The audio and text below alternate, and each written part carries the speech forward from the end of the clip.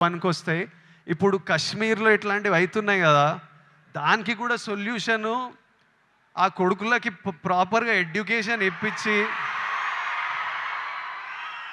ఇట్లా brain wash గాకుండా ఏం సాధిస్తారో నేను చెప్తున్నా. కశ్మీర్ ఇండియాదే, కశ్మీరీస్ మనోలే.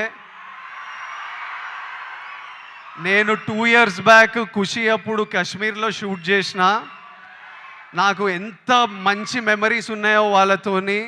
వీళ్ళు పాకిస్తాన్ వాళ్ళు వాళ్ళ మనుషులను చూసుకోలేక అక్కడ కరెంట్లు లేవు, నీళ్ళు లేవు, వచ్చి ఇక్కడ ఏం చేయాలని చూస్తున్నారో. ఇండియా పాకిస్తాన్ మీద అటాక్ చేయాల్సిన పనే లేదు. పాకిస్తాన్ వాళ్ళకే విరక్తి వచ్చి వాళ్ళ గవర్నమెంట్ మీద అటాక్ చేస్తారు ఇట్లనే కంటిన్యూ అయితే. అసలు 500 ఇయర్స్ బ్యాక్ ట్రైబల్స్ కొట్టుకున్నట్టు వీళ్ళు బుద్ధి లేకుండా, మినిమం కామన్ సెన్స్ లేకుండా చేసే పనులు.